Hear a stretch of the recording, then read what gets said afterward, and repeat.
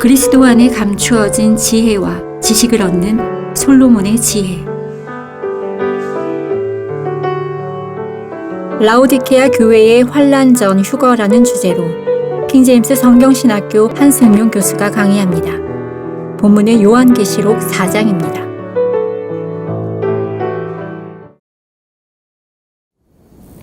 카톨릭 편에 섰다. 카톨릭을 좋아하죠. 카톨릭도 교회라고 인정을 해주고 있는 그런 사람들. 자, 이 시대 주님께서는 지옥교회 안으로 들어가시 못하고 문 밖에 서 계시는데 우리 3장 20절 보겠습니다. 필라델피아 교회는 열린문 교회라고 그랬죠. 문이 주님께서 문을 열어주셨어요. 복음을 전파할 문을. 근데 라오디케아 교회는 주님께서 안으로 들어가지 못하도록 지옥교회의 문이 닫혀 있죠. 3장 20절에 보라 내가 문 앞에 서서 두드리노라. 누구든지 내 음성을 듣고 그 문을 열면 내가 그에게로 들어가서 그와 함께 먹으며 그도 나와 함께 먹으리라. 주님을 문 밖에 세워놓고 못 들어오게 문 닫아버린 교회.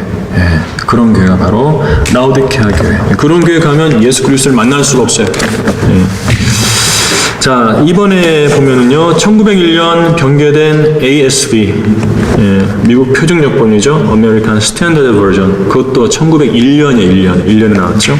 출판된 이후 줄줄이 출간된 NASB, NIV 등 각종 변개된 성경들이 신학교들과 교회들을 휩쓸어 버렸어요. 그래서 엄청난 영적 파멸과 대배교로 빠져들었는데, 이런 때에도 킹제임스 성경을 하나님께서 주신 바른 성경으로 믿고 따르면서 생명의 말씀을 설교했던 위대한 그리스도인들이 있었는데, 3번에 보면 우리가 잘 아는 세대적 진리의 클라렌스 라킨, 건축 설계사였죠. 설계사기 때문에 그분의 책을 보면은 그림이 많아요. 짜임새 있는 그림이. 그 설계사의 그 은사로 하는 거죠. 그 다음에 전 시간에 배웠던 스코필드, 1921년에 사망했어요. 그래서 이 시대까지 사역을 했고, 모르드켐 보샹빅, 헤럴드 세니거와 존 롤링스 사역에 막대한 영향을 끼치고, 막강한 영향력을 한때나마 미국 남침례교의 배교를 막았던 프랭크 노리스. 프랭크 노리스는 엄청나게 강한 사람이었어요. 그래서 이 사람이 있을 때 함부로 헛되지 못했어요. 주변 사람들이. 그래서 미국 남침례교의 배교를 프랭크 노리스가 있음으로써 막았던 거예요. 한 사람의 영향력이 그렇게 큰 거예요. 그 다음에 밥 존스 스니어 여러 가지 격언을 많이 했죠. 썼죠. 그 다음에 하이만 애플만, 유대인 그리스도인이죠. 러시아에. 그 다음에 오스왈드 스미스, 우리 피 흘린 발자취 저자 알죠? J.M. 캐롤. 그 다음에 뭐 이름 쭉 나옵니다. 펄시 크로포드에서 쭉 가가지고 올리버 그린, 잭 하일스, 두 줄 내려오면 있죠. 잭 하일스. 미국 제일 침례교회 선하게 생긴 목사였어요. 혼을 사랑했다고 그러죠. 그래서 사람들을 혼으로 대했기 때문에 구령도 많이 했어요. 이제 카일스, 이런 믿음의 위대한 수호자들이 있었어요. 위대한 구령자들이고요. 킹제임스 성경으로 설교했고, 이들의 설교로 수천 명의 사람들이 구원받았다. 어쨌든지 이러한 배교한 라오디케아 교회 시대에도 하나님께서 사람을 들어 쓰시는데, 킹제임스 성경을 믿음과 실행의 최종 권위로 믿고 썼던 그런 목사들을 들어 쓰신 거예요. 4번 보면은 무엇보다도 이 대배교 시대의 말미를 진리로 장식하고 있는 사람들은 소수의 성령들을 믿는 사람들. 우리의 이름도 하나님께서 다 기억하고 계시는 거죠. 바이블 빌리버스라고 그러죠. 이들은 누구인가? 아멘이시오. 신실하고 진실한 증인이신 분의 말씀에 아멘하는 마지막 때의 신실하고 진실한 증인들이에요. 배교했다고 그래서 라오디케아 교회 시대에 전체적으로 배교했다고 그래서 배교한 부분에만 관심을 가지면 안 돼요. 지금 이 시대에 남은 사람이 누군가, 오히려 그 사람들에게 더 관심을 가져야 하는데 바로 우리들이에요. 자, 5번 보면 5번은 이제 럭한 목사님에 대한 설명입니다. 잘 아니까 간단히 하고 넘어가고요. 럭한 목사님 이제 하늘나라에 가 계시죠. 그 다음에 6번 보면은 이성우 목사님 나와요. 셋째 줄에 이성우 목사, 한글 킹제임스 성경 번역한 이성우 목사가 바른 말씀을 토대로 한국 최초의 신학교회 모델인 성경 침례교회를 설립하여 이 땅의 참된 신학교회사를 써가고 있어요. 전체가 배교했지만 소수의 무리가 남아있는데 한국에 있는 사람들이 아주 강하죠. 자, 이 땅에 성령들 믿는 사람들은 교회들 전체가 배교한 상황에서 광야의 침례인 요한처럼 예수 그리스도를 증거하고 있는 교회 시대의 남은 자들이다. 우리가 이제 남은 자들이고 소수이지만 우리의 힘을 무시하면 안 돼요. 우리 스스로 무시하면 안 돼요. 우린 강한 사람들이에요. 예, 하나님의 말씀, 바른 말씀을 쓰고 있기 때문에 이 시대에 가장 강한 사람들이 바로 성령들을 믿는 그리스도인들이에요. 자, 2번 보면은 차지도 않고 덥지도 않은 미지근한 교회. 자, 미지근한 물 먹기는 좋죠. 인간이 먹긴 좋은데 예수님은 미지근한 걸 싫어하신대요. 네, 믿음이 미지근한 거. 그 구절 있죠? 계시록 3장 15절 16절 다음 페이지에 내가 네 행위를 아노니 행위가 어떠냐면은 네가 차지도 아니하고 덥지도 아니하도다. 나는 네가 차든지 덥든지 하기를 원하노라. 네가 그처럼 미지근하여 차지도 아니하고 덥지도 아니하기 때문에 내가 너를 내 입에서 토해내겠노라. 역겹다 이거예요. 이제 질린다. 토해내겠다. 이렇게 말씀하시는 거죠. 자, 차지도 않고 덥지도 않다. 이게 뭔가 라오디케아 1번 보시면 입으로는 정통신앙을 고백해요. 더운 거예요. 이게 더운 거예요. 근데 로마 카톨릭 편에 서 있어요. 차가운 거예요. 근데 정통신앙 고백하는데 배교했잖아요. 진짜로 더운 게 아니에요. 예, 그렇다고 로마 카톨릭 편에 확 가서 서 있는 것도 아니죠. 카톨릭이 된 것도 아니에요. 예, 그들과 손잡았을 뿐이죠. 자, 더운 편하고 차가운 편에 동시에 서 있기 때문에 사실상 덥지도 않고 차갑지도 않은 미지근한 교회예요. 더운 물하고 찬물 섞어보세요. 미지근한 물 되는 거죠. 예. 자, 그래서 2번에 보면 예수님 반응은 나는 네가 차든지 덥든지 하기를 원하노라예요. 자, 하나님은 극단주의자세요. 그 진리와 비진리 사이에 중간지대는 없어요. 우리나라는 뭐 DMZ 있잖아요. 하나님과 마귀편에 중간지대는 없어요. 오른편이면 오른편, 나쁜 편이면 나쁜 편, 둘로 나누는 거죠. 하나님은 극단주의자시라는 거. 중간에서 상황을 봐가며 간에 붙었다, 슬게 붙었다는 거. 짐승으로 치면은 어떤 이야기였어요? 박쥐약이었죠, 박쥐약이. 날아다니는 새인데 손과 발이 있어요. 들짐승에 속하지 못하고 날짐승에 속하지 못하고 언제 날아다녀요? 밤에 날아다니잖아요. 그런 이야기가 있죠. 자, 그런 간에 붙었다, 쓸개 붙었다, 중간에 상황을 봐가면서 사는 기회주자들 하나님은 아주 싫어하세요. 박쥐 얼마나 흉측하게 생겼습니까? 자, 박쥐 같은 교회 있죠.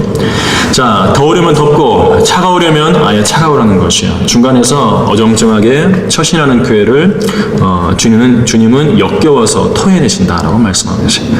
이것이 주님께서 라오디케아 교회에 대해서 아주 질리셨다는 그런 의미를 내포하고 있죠. 자, 3번 보면은 스스로 부자라고 하나 가난하고 헐벗은 교회. 자, 3절 7절에 네가 말하기를 나는 부자며 부유하고 아무것도 부족한 것이 없다고 하지만 너는 비참하고 가련하며 가난하고 눈멀고 헐벗은 것을 알지 못하도다. 밑에 그림 보면은 눈멀고 헐벗은 사람이 있어요. 이것이 이제 라오디케아를 러커머 목사님이 상징적으로 그린 거죠. 라오디케아 교회가 바로 이런 교회라는 거예요. 자, 사실상 라오디케아 교회는 부가 엄청나요. 요새 교회들 보세요. 건물이 어떻습니까? 배교한 교회들 보면은 아주 커요. 아주 웅장합니다. 우리 신축공사 하는 거는 우리는 이제 성경대를 믿는 사람들의 본부기 때문에 하는 일 많잖아요. 학교도 있고 출판사도 있고 클 수밖에 없어요. 근데 다른 배교한 교회들은 자기들의 부를 자랑하면서 아주 석조 건물을 아주 웅장하게 짓고 있죠. 이것이 라오디케아 교회의 특징이에요. 엄청난 부를 자랑한다는 거죠. 자, 매주 들어오는 헌금 액수 자랑하죠. 여의도 순복음교회는 버스를 싣고 가죠. 헌금을 은행에서 와가지고 계산해서 자, 보유한 차량들, 자산, 부동산 자랑하고 책정된 선교 헌금 자랑하고. 근데 하나님 보실 때는 믿음이 형편없어요. 하나님 눈에는 가련하며 가난하고 눈멀고 헐벗은 교회라는 평가만을 듣는 것입니다. 그러니까 우리 그리스도인 개인으로 봐도 그래요. 뭐 돈이 좀 있다고 해서 그 성도가 믿음이 좋은 거 아니야. 좋은 옷 입었다고 해서 믿음이 좋은 것 아니에요.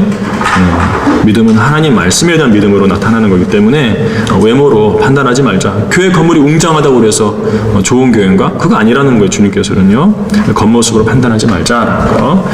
4번 보면 라오디케아 교회에게 필요한 금과 흰옷과, 아니야, 이거 잘 보세요. 하나님께서는 라오디케아 교회에게 금 사라, 흰옷 사라, 안약을 사라 이렇게 말씀을 하세요. 세 가지로. 계시록 3장 18절에 내가 너에게 권고하노니 내게서 불로 단련된 금을 사서 부요하게 되고 흰옷을 사서 입음으로 너의 벌거벗은 수치를 드러내지 않게 하며 또 안약을 내 눈에 발라 보게 하라. 안약을 발라 보게 하라고 그랬으니까 눈먼 교회랑 눈멀었다. 눈멀었다. 이 위에 17절에 나오잖아요. 가난하고 눈멀고요. 눈멀고 헐벗었어요. 옷이 없어요. 그래서 흰옷을 사라고 말씀하시는 거예요. 그런 거죠. 그리고 믿음이 없기 때문에 비참하고 가련한 사람들이죠. 자, 첫 번째, 내게서 불로 단련된 금을 사서 부요하게 되고, 헌금 자랑하지 말고 나한테서 금을 사라고 말씀하세요. 그러면 진짜로 황금을 사면 부유하게 되고 인정받는가? 그건 아니고 주님께서 사랑하신 금이 무엇을 상징하는가를 알아야 하는 거죠. 금은 믿음이다. 여기서 말씀하는 금은 믿음. 자, 우리 베드로전서 1장 7절 가겠습니다. 우리 교재는 다음 페이지 넘어갔죠. 베드로전서 1장 7절 하겠습니다. 믿음의 시련이 있는데 그것을 금과 함께 비교하고 있어요. 자, 너희 믿음의 시련이 불로써 단련될지라도 없어져 버리는 금보다 훨씬 더 귀하게 되어 예수 그리스도께서 나타나실 때에 칭찬과 존귀와 영광을 받게 하려 함이니라. 믿음의 시련을 무엇과 비교합니까? 불로써 단련될지라도 없어져 버리는 금과 비교를 하고 있죠. 금을 불 속에 넣어서 단련시키는 것을 믿음이 시련을 겪는 것에 비교하고 있는 것이에요. 자, 그런데 이 베드로전서에서는요, 불로써 단련될지라도 없어져 버리는 금이라고 했는데, 금을 믿음과 비교하면은 이렇게 무가치하게 보고 있거든요. 주님께서는 우리 계시록 3장 18절에서는 불로 단련된 금을 사라고 그랬어요. 그러니까 다른 걸 언급하는 거예요. 베드로전서 1장 7절에 금은 문자 그대로 금이에요. 불로서 단련될지라도 없어져 버리는 금이라고 그러죠. 그런데 요한계시록 3장 18절에서는 내게서 불로 단련된 금을 사서 부요하게 되라고 말씀하고 있어요. 여기서는 불로 단련될지라도 없어져 버리는 금이 아니에요. 불로 단련된 금을 사라고 그랬어요. 여기서 말하는 금은 문자 그대로의 금이 아니고 믿음을 말하는 거예요. 네, 바로 이 믿음, 금과 같은 믿음을 사라 이거죠. 다시 말하면 왜 그런가? 그들은 금은 많은데 돈은 많은데 물질은 많은데 믿음이 없어요. 부만 자랑하지 믿음이 없는 교회다라는 거죠. 건물만 그럴듯하고 믿음이 없어요. 그래서 이 교회는 금이 상징하는 믿음이 없는 교회다라는 거죠. 자, 2번 보면은 흰옷을 사서 입음으로 너의 벌거벗은 수치를 드러내지 않게 하며 라고 말씀하셨어요. 흰옷은 우리 전 시간에 배웠는데 성도들의 의라고 그랬죠. 계시록 19장 8절에 흰옷은 성도들의 의인데 이 옷이 없다 이거예요. 근데 제도권교회, 배교한 교회들은 행위가 상당히 많습니다. 그들 나름대로 교회 돈 털어서 이렇게 가난한 사람 도와주고 행위가 많은데 주님 보실 때는 벌거벗어 있다는 거죠. 그러니까 다시 말하면 그들의 행위가 각종 종행위가 많아도 실제적으로 주님께서 이렇게 입혀주시는 흰 옷은 될 수 없는 거예요. 그 셋째를 보죠. 이 교회는 각종 종교행위는 많아도 그것이 실질적으로 하나님께 기억되는 성경적 선행은 아니라는 거예요. 행위만 많지 옷은 되지 못한다는 거죠. 그래서 그들은 현재 주님께서 보실 때 주님 앞에서 벌거 벗어 있는 상태예요. 흰옷을 사서 입으라는 것은 옷은 성도의 행위를 가리키는데 행위로 말미암은 의를 가리키는데 라오디케아 교회는 옷이 없다. 행위는 많아도 하나님께 기억되는 행위가 아니다라는 것을 보여준다는 거고, 마지막으로 이제 안약을 내 눈에 발라 보게 하라고 그랬는데 지금 눈먼에 있어서 약을 발라서 보게 하라는 거죠. 그러면 이 언약이 뭘 나타내는가? 언약은 눈을 보게 하는 것이기 때문에 세상에 비치신 분의 입에서 나온 말씀이다 그랬어요. 우리 한번 보도록 할게요. 그 사복음서에 보면 주님께서 눈뜨게 하신 사람이 있어요. 요한복음 9장으로 가도록 하겠습니다. 성경은 유기체예요. 완벽하게 서로 연결되어 있기 때문에 관련 구절을 찾으면 뭘 의미하는 걸 알게 돼요.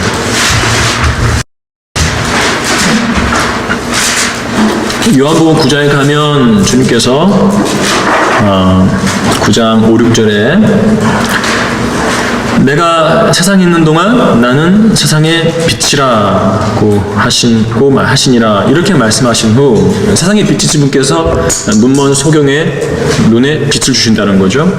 이렇게 말씀하신 후에 주께서 땅에 침을 뱉어 진흙을 이겨 그 소경의 눈에 바르시고 그에게 말씀하시기를 가서 실로암 못에서 씻으라고 하시니라. 실로암은 해석하면 보냄을 받았다는 뜻이라. 그러므로 그가 가서 씻고 보면서 왔다라고 했어요. 자, 이 소경이 눈을 뜨게 된 결정적인 행위는 뭐죠? 주님의 입에서 나온 침으로 이겨진 진흙을 발라서 했다는 거죠. 그러니까 그냥 진흙만 바르면 안 돼요. 주님의 침과 섞게 하는 거죠. 침은 입에서 나왔잖아요. 그렇죠. 그래서 주님의 입에서 나온 침이 소경의 눈 뜬 것과 관련이 있어요. 그러면 주님의 입에서는 구체적으로 뭐가 나옵니까? 말씀이 나오는 거잖아요. 그래서 주님 입에서 나온 말씀이 눈을 뜨게 한다는 거예요. 우리 시편 갈게요. 시편 19편 8절이에요. 시편 19편 8절. 그 라오디케아 교회 시대의 교회들을 가는 사람들이 전부 다 이렇게 안 못 보는 소경이라는 것이 아니라 영적으로 눈이 멀어 있는데 영적으로 멀어있는 눈을 무엇으로 뜨게 할 거냐? 그 언약이 뭐냐 이거예요. 19장 8절 보면은 주의 규례는 정당하며 마음을 기쁘게 하며 주의 계명은 순수하여 눈을 밝게 하는도다 라고 했잖아요. 예, 주의 계명은 순수하여 눈을 밝게 하는도다. 눈을 밝혀주는 것은 하나님의 말씀이라는 거죠. 그럼 라오디케아 교회 시대 사람들이 영적인 눈을 밝게 뜨려면 뭐가 필요해요? 하나님의 말씀이 필요한 거죠. 예수님 입에서 나온 그 말씀이 필요한 거예요.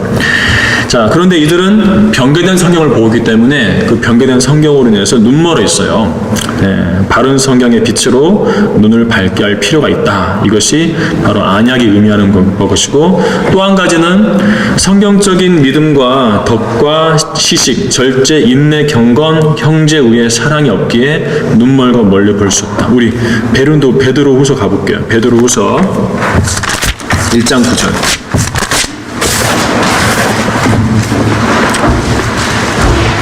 바른 성경이 없어서 눈멀어 했어요. 성경이 틀렸으니까 바른 길을 보지 못하죠. 영적으로 눈멀어 있는 거예요. 베드로후서 1장 9절 보면 그러나 이런 것들이 결여되어 있는 자는 눈멀고 멀리 볼 수 없으며 자신이 옛 죄들에서 깨끗하게 된 것을 잊은 것이다. 이런 것들이 뭐죠? 5절부터 언급되는 거죠. 믿음, 덕, 지식, 절제, 인내, 경건, 형제우애, 사랑, 이런 것들이요. 이런 것들이 결여되어 있으면, 부족하면, 없으면 눈멀고 멀리 볼 수 없다라고 말씀하고 있어요.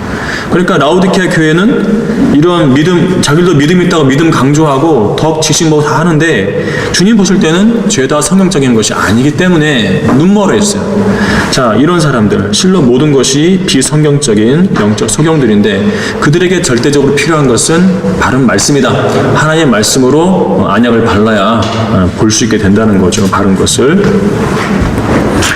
자, 그래서 금이 뭐냐, 흰옷이 무언가, 언약이 무언가 같이 배웠고요.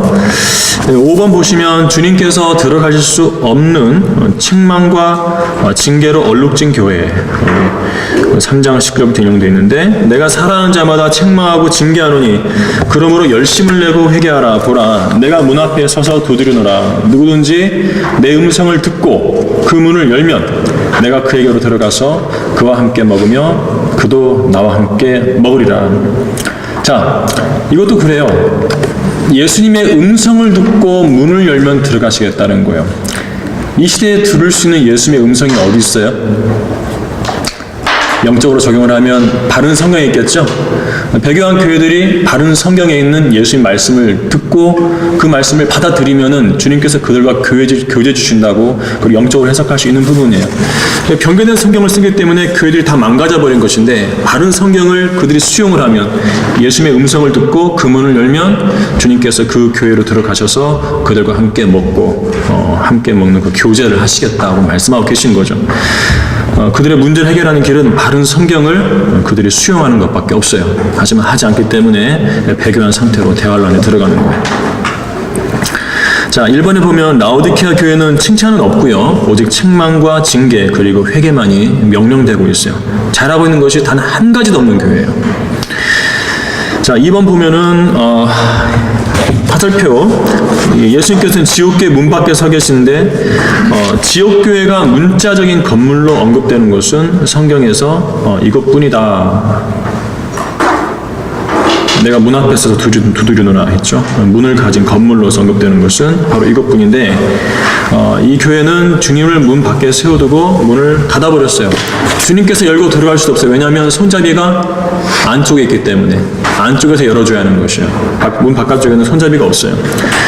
자, 어쨌든지 이 라오디케아 교회에 속한 사람이면 어떤 사람이라도 그분의 음성을 듣고 바른 말씀에 대한 소식을 듣고 자기 문을 열면 개인적으로는 마음의 문이겠죠. 그러면은 주님께서 그 사람과 교제해 주시는 거예요. 이것이 바로 라오디케아 교회 시대예요.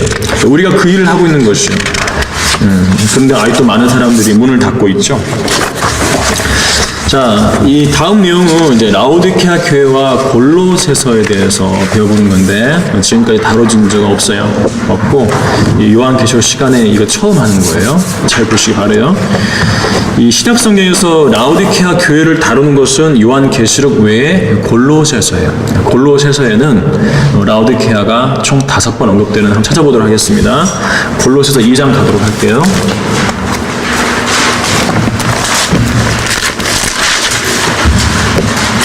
2장 1절에 내가 너희와 라오디케아에 있는 사람들과 또한 나의 육신을 보지 못한 많은 사람을 위하여 얼마나 큰 갈등을 가지고 있는지 너희가 알기 원하노라 논의했죠. 라오디케아 있죠. 그 다음에 4장 13절 내가 그에 대하여 증거하노니 그가 너희와 라오디케아에 있는 사람들과 히에라폴리에 있는 사람들을 위한 큰 열성을 주는 라오디케아 있죠. 그 다음에 15절 라오디케아에 있는 그리고 16절 라오디케아인들이 교회 이렇게 표현되어 있죠. 이렇게 총 5번 언급돼요. 그래서 골로새서는 우리가 거기서 라오디케아에 관한 그런 진리를 얻을 수 있는 책이기도 해요. 근데 골로새라는 이름의 뜻이 형벌이라는 거, 하필이면 형벌. 라오디케아를 5번 언급하는데 죽음이잖아요. 죽어있는 교회예요. 근데 그 교회에 형벌이 기다리고 있다라고 해석할 수 있어요. 골로새 형벌. 그래서 그 책에는 골로새서에는 라오디케아 교회에 남겨진 것이 왜 형벌인가 그 이유를 게시되어 있는데 골로새서에 등장하는 인물들하고요. 그 성경에 등장하는 특정한 표현들에서 그 라오디케아가 왜 형벌을 받게 되는가 그 이유를 알 수 있어요. 구절을 찾진 않을게요. 4장 14절에 데마가 나와요. 데마. 세상을 사랑한 배교자죠.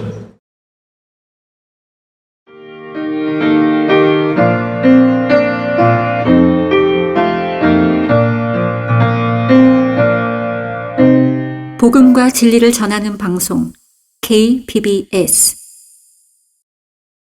조직 신학 하나님께서 경고하신 철학과 과학을 말씀에 섞어 혼잡케 한 조직 신학을 버리십시오. 여기 성경을 성경으로 해석하고 성경적 원칙에 입각해 더하지도 빼지도 않은 신학 전반에 관한 교리서가 있습니다.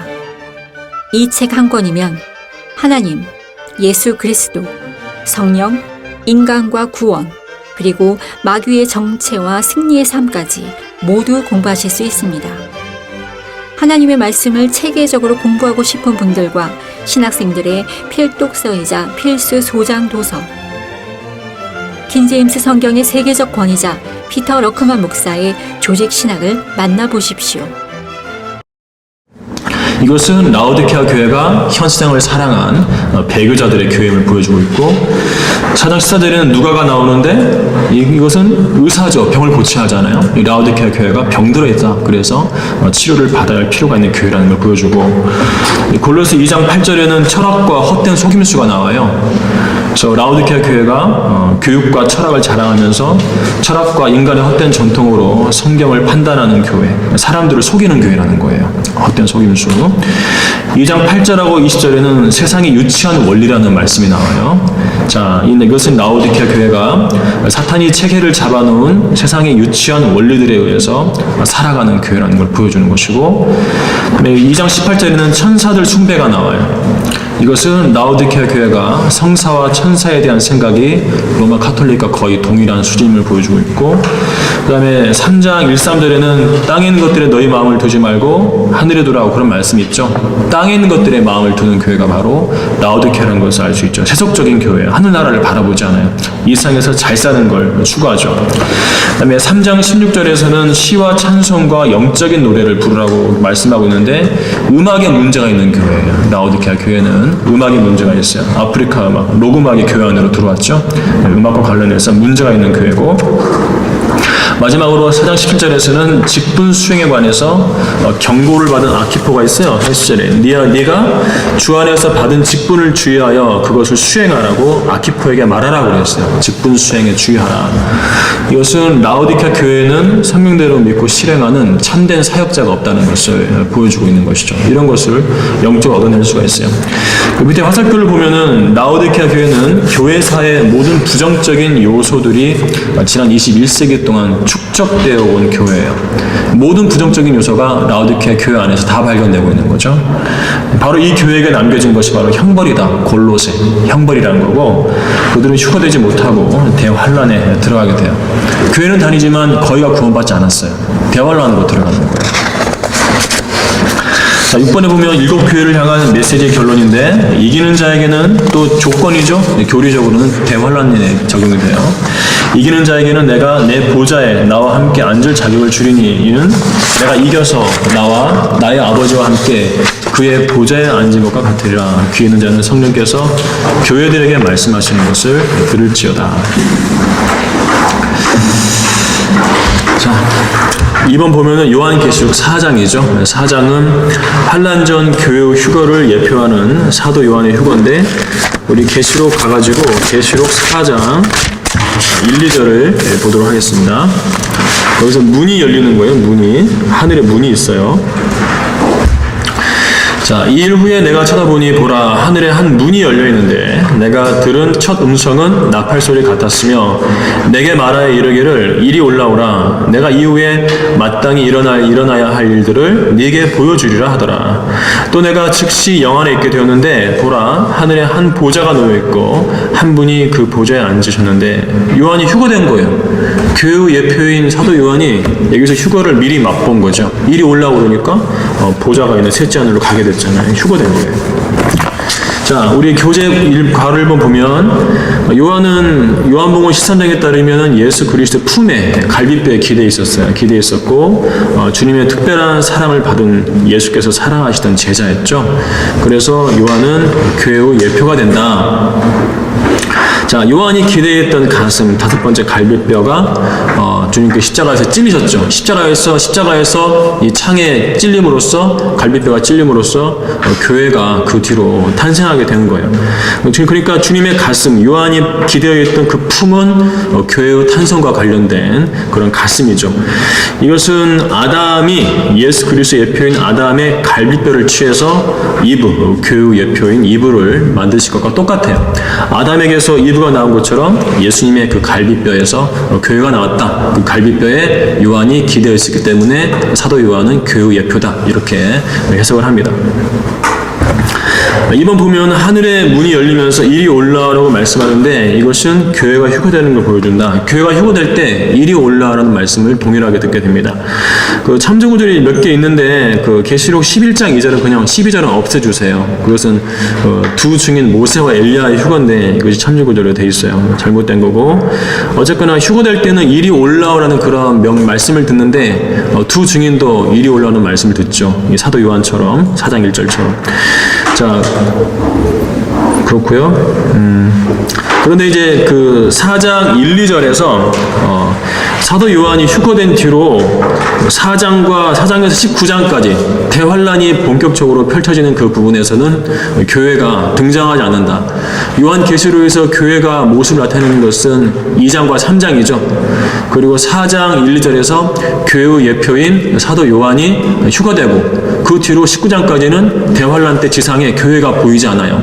이것은 교회가 대환란을 통과하지 않고 대환란 전에 사도 요한처럼 휴거된다는 것을 보여주는 것이에요. 교회는 환란을 통과하지 않습니다. 3번 보면 사도 요한이 영안에 있게 되어 보좌가 있는 하늘에 있게 되는데 2절에 그렇게 나왔죠. 이것은 사도 요한의 몸이 체질이 영적인 체질로 변화되어서 휴거된 걸 보여준 거예요. 다시 말하면 끝에 보면은 셋째 하늘로의 휴거를 미리 맛보았던 것이다. 지상에 있는 몸으로 간 것이 아니라 몸이 변화되어서 올라간 것으로 해석이 되는 거고, 자, 요한이 간 곳은 우주의 정북 방향, 북쪽에 있는 셋째 하늘인데 하나님의 보좌가 있는 곳이다. 성경에서 북쪽이라 그러면 동서남북의 북이 아니라 하나님이 계신 우주 끝쪽을 가리키는 것이에요. 그 시편 75편 6절과 7절에 그것이 계시되어 있는데 하나님이 어디에 계시는가? 이는 높이는 일이 동쪽에서나 서쪽에서나 남쪽에서 오는 것이 아니기 때문이라. 여기서는 동서남쪽만 언급됐죠. 그 높이는 일 어디서 와요? 오직 하나님께서 재판장이시니 그가 한 사람은 낮추시고 다른 사람은 세우시는도다. 동쪽, 서쪽, 남쪽 언급하고 북쪽이 빠졌는데 높이는 일이 동쪽, 서쪽, 남쪽에서 오는 것이 아니라 하나님께로부터 온다면 하나님은 무슨 쪽이에요? 하나님은 북쪽인 거예요. 하나님은 북쪽인데 지면으로 북쪽이 아니라 우리 머리 위쪽으로 정북 방향 북쪽이라고 성경에서 계시되고 있는 거죠. 그래서 우주 북쪽으로 쭉 올라가면 거기에 셋째 하늘에 하나님이 계시는 거예요. 북쪽 대신에 하나님이 언급됐다는 사실에 대해서 주목을 해야 하고요. 하나님께서는 북편에 있는 회중의 산에 앉아 계세요. 북편에 있는 위대한 왕의 도성 시온산에 계세요. 둘 다 북편이라고 되어 있어요. 북편은 저기 북극 쪽이 아니에요. 우주 정북 방향, 셋째 하늘 가리키는 건데 그곳 시온산에 하나님께서 앉아 계시는 거예요. 바로 그곳에서 영원에, 셋째 하늘은 영원이죠. 시간이 흘러가지 않죠. 그 영원에 높이 우뚝 솟아 계신다고 이사야서 57장 15절에서 말씀하고 있습니다. 자, 2번 보면은 사도 요한이 본 셋째 하늘이 3절부터 11절까지 나오는데 다 읽을 수는 없고, 1번 보면은 하늘 보좌와 보좌에 앉으신 분의 용모가 3절과 4절에 나오는데 벽옥과 홍보석 같은 분을 에메랄드 같은 무지개가 두르고 있다. 주님을 직접 뵈면 보석처럼 보인다고 보면 돼요. 벽옥과 홍보석처럼 생기신 분인데 그분을 두른 무지개는 에메랄드 보석처럼 되어 있는 거죠. 하늘나라 가면 눈이 그냥 휘둥그레지겠죠. 하나님 그런 모습을 계시는데, 이번 보면은 보좌 주위에 24자석과 그 위에 있는 24 장로, 보좌 주변에 그 좌석이 의자가 24개 있는데 그 24개 위에 각각 장로가 한 명씩 앉아 있어요. 누구냐? 몰라요. 자, 24 장로의 직분은 신분은 확인이 불가능한데 24은 12 곱하기 2죠. 12는 유대인의 수예요. 유대인의 수 곱하기 2예요. 그래서 추론해 볼 수 있는 것은 24은 그리스도 안에 있는 유대인과 이방인을 의미할 수 있다. 그리스도 몸 안으로 유대인과 이방인 다 들어오거든요. 교회 시대는요. 그래서 그리스도 안에 있는 그리스도인 유대인하고 그리스도인 이방인 각각 12명씩 그럴 수 있고요. 4번 보면은 그리스도의 몸을 시작한 유대인 12사도와 그 후에 구원받은 어떤 이방인들을 나타낸다고도 볼 수 있다. 12사도가 12자리에 앉아있고 나머지 12좌석을 다른 이방인 그리스도인들이 채우고 앉아있을 수 있는 건데 이건 추측일 뿐이고 알 수는 없어요. 성경에 계시가 되지 않고 있어요. 3번 보면은 보좌에서 현상들, 번개들, 천둥들, 음성들이 있어요. 네, 그런 일들이 있고 2번에 보좌 앞에 7 등불은 하나님의 7 영이다 되어 있는데 우리 계시록 4장 5절을 보도록 하겠습니다. 그 보좌에서는 번개들과 천둥들과 음성들이 나오고 보좌 앞에는 7 등불이 불타고 있었으니 그것들은 하나님의 7 영이라. 자, 하나님의 7 영이 7 등불로서 불타고 있는 건데 성령님을 7 영으로 표현하는 거예요. 그러면 7 영은 어디에 나오냐면 우리 이사야 11장으로 가야 되겠습니다. 이사야 11장에 가면 2절에 하나님의 영이, 주의 영이 이제 여러 가지로 표현되고 있어요. 성령님은 한 분이신데 7 영으로 계시가 되는 거죠. 이사야 11장 2절에 주의 영이 그의 위에 머물리니 지혜와 명철의 영이요 계획과 능력의 영이며 지식과 주를 두려워하는 영이라 이렇게 되어 있어요. 자, 우리 교재 정리가 되어 있는데 주의 영하고 한 영이죠. 주의 영하고 지혜와 명철의 영, 계획과 능력의 영, 지식과 주를 두려워하는 영 해서 총 7 영이죠. 주의 영, 지혜의 영, 명철의 영, 계획의 영, 능력의 영, 지식의 영, 주를 두려워하는 영, 총 7 영으로서 성령님이 표현되는데 계시록 4장 5절에서 하나님의 7 영이라고 말씀하고 있는 거예요. 4번 보면은요, 보좌 앞에 수정과 같은 유리 바다가 나오죠. 유리 바다. 왜 유리인가? 돌처럼 얼어있기 때문에, 얼어있어서요. 물은 물인데 얼어있어서 얼음으로 되어 있기 때문에 유리 바다라고 되어 있어요. 욥기 38장 30절에 기품이 돌처럼 얼어있고 그런 말씀이 있어요. 그 다음에 이제 물이 돌처럼 얼어있고요. 그 다음에 2번 보면 불로 뒤섞인 유리 바다라고 요한계시록 15장 2절에 나옵니다. 이름 좀 더 배워봐야 하는데 계시록 15장 가볼게요. 유리바다는 유리바다인데 왜 하필이면 불로 뒤섞이는 것으로 보이는가? 15장 2절 보면은 내가 보니 불로 뒤섞인 유리바다 같은 것이 있고 그 짐승과 그의 형상과 그의 표와 그의 이름의 숫자에 대하여 이긴 자들이 하나님의 하프들을 가지고 유리바다 위에 섰더라. 자, 불로 뒤섞인 유리바다 같은 것이라고 했죠. 같은 것. 자, 불은 보통 붉은색이잖아요. 그래서 이 유리바다의 색깔이 붉은색이라고 우리는 생각을 합니다. 믿고 있고. 그럼 왜 붉게 되었는가? 주님께서 부활 승천하셔서 올라가시면서 이제 그분의 피를 뿌리신 거예요.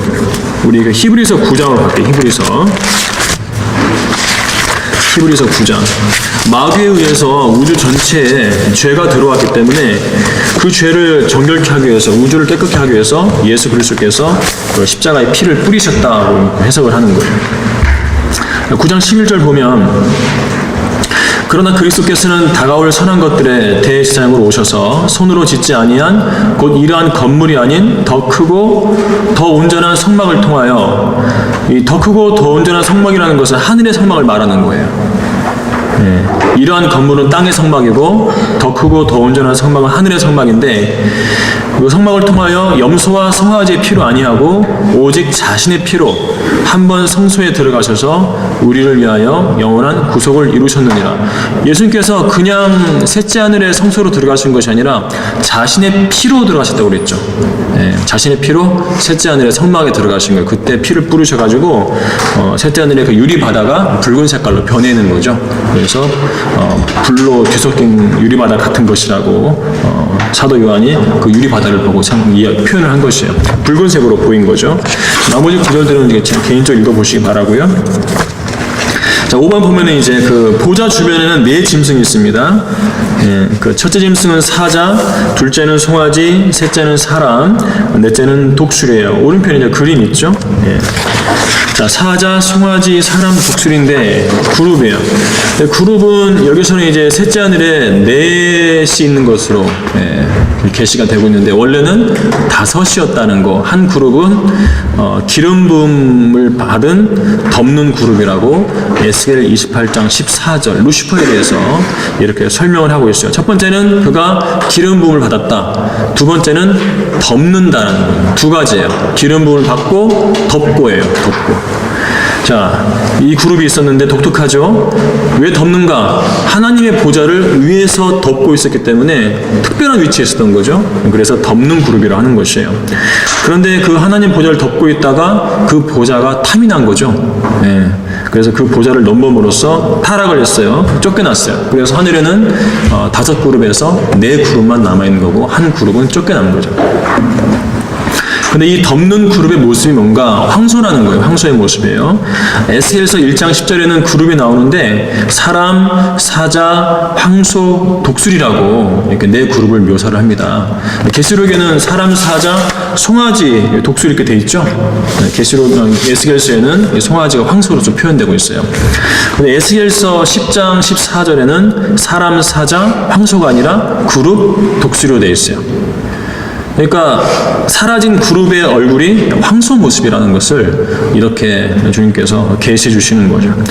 이번에 보면은 5번째 그룹이었던 루시퍼는 본래 황소의 모습이었는데 지금은 타락해서 하나님의 산에 쫓겨나가지고 생김새가 뱀처럼 생긴 용이에요. 용으로 바뀌었죠. 7머리라는 붉은 용이라고 계시록 12장 3절에 나옵니다.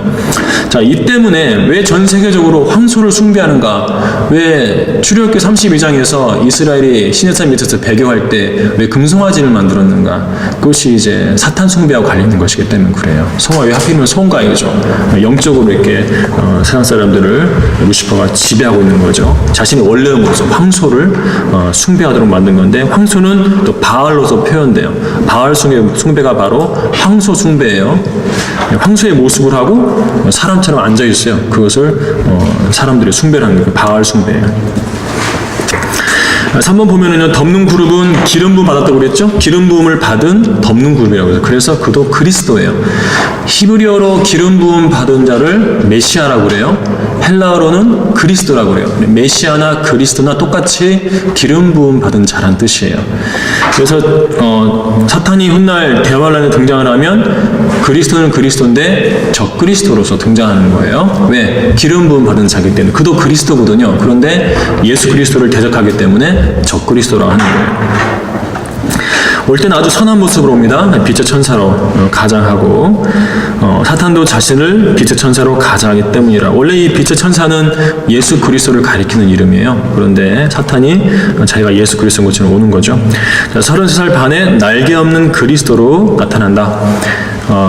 사람으로 오기 때문에 날개가 없이 오죠. 하나님의 보좌를 탐내었던 옛 욕망을 대환란 때 환란 성전의 지성소에 앉아서 스스로를 하나님이라고 함으로써 이루는데 우리 데살로니가 후서 2장 4절로 가겠습니다. 그토록 하나님의 보좌가 탐났는데 대환란 때 자기 소원을 성취하는 거죠. 데살로니가 후서 2장 4절에 이런 말씀이 있어요.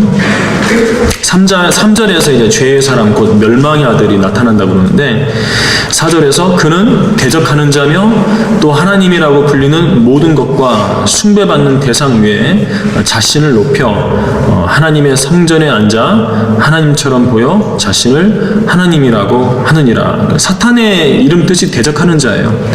사탄이 육화돼가지고 오죠. 짐승이 대적하는 자로 오는 거죠. 그런데 하나님의 성전, 이 하나님의 성전은 대환란 때 있을 환란 성전을 가리키는 건데 그 하나님의 성전 그 지성소에 앉아서 자신을 하나님처럼 보이면서 내가 하나님이라고 말을 하는 거죠. 원래의 욕망, 옛 욕망, 루시퍼가 쫓겨나기 전에 가졌던 그 보좌를 탐내었던 욕망을 대환란 때 이루게 되는데 주님께서 찬란한 오심으로 그를 제거한다고 8절에 나오죠. 8절 볼까요? 그리고 나서 그 악한 자가 나타나니 적그리스도의 표현이에요. 적그리스도 나타나는 표현, 악한 자가 나타나니 주께서 그를 자기 입에서 나오는 영으로 소멸하시고 그의 찬란한 오심으로 제거하시라 이렇게 말씀하고 있어요.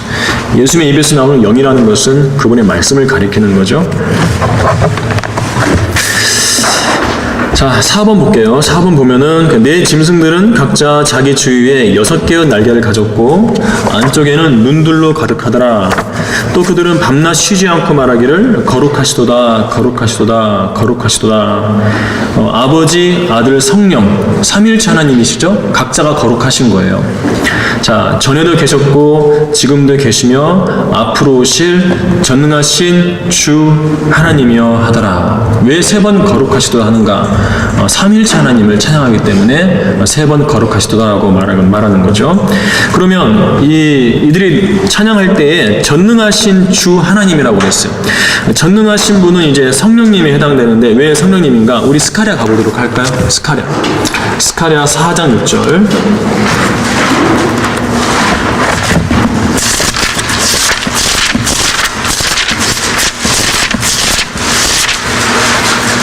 스가랴 4장 6절 중반부에 보면 말씀하시기를 힘으로도 아니요 능력으로도 아니며 오직 나의 영에 의해서니라 만군의 주가 말하노라 하셨느니라. 인간의 육신의 힘, 육신의 능력으로 안 하신다는 거죠. 성전을 지으시는데 뭘로 하신다고 그랬어요? 오직 나의 영에 의해서니라. 그러니까 인간의 육신의 힘과 능력과 비교가 안 되는 하나님의 영의 능력으로 하신다는 것. 그래서 이 성령님은 전능하신 이 말의 표현 해당되는 것이 분이시고, 주는 아버지시고 하나님은 아들에 해당돼요. 아들 그 요한일서 5장 20절에 예수 그리스도를 가리켜서 참 하나님이라고 말씀하고 있어요. 그래서 전능하시는 성령, 주는 아버지, 하나님은 아들 이렇게 해당이 되는 거죠. 삼위일체 하나님의 이름이죠. 자, 이렇게 우리는 8절을 공부했는데, 자, 8절은 11절과 함께 아버지, 아들, 성령 곧 삼위일체 하나님께 드리는 영원한 찬양과 송축이라고 그랬어. 11절은 밑에 6번에 인용되어 있어요. 보좌에 앉으신 분께 경배하는 24장로 이야기가 9절과 10절에 나오고 11절에서 뭐라고 그러냐면 오 주여 주께서는 영광과 존귀와 권세를 받으시기에 합당하시니 이는 주께서 만물을 창조하셨고 만물이 주의 뜻대로 있으며 또 창조됐기 때문이다 라고 하더라. 이렇게 삼위일체 하나님을 송축하고 있는 것을 볼 수가 있습니다. 자, 여기까지 하고 6강 워크북 보도록 할게요.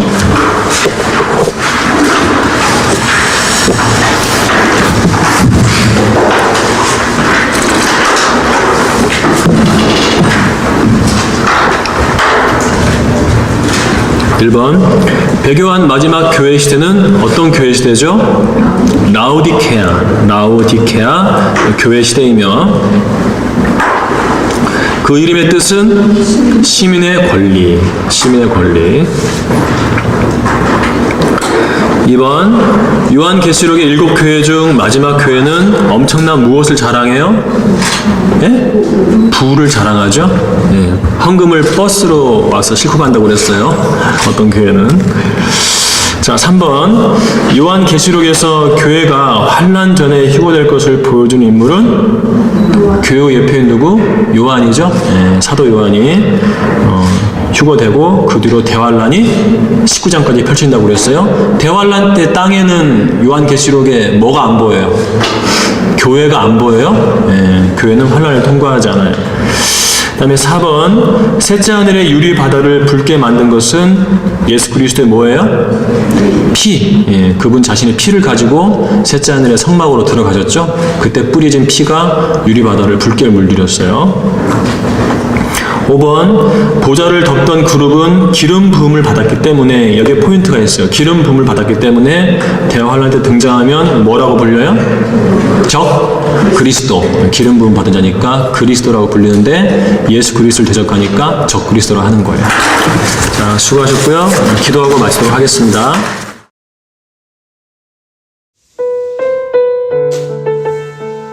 지금까지 솔로몬의 지혜였습니다.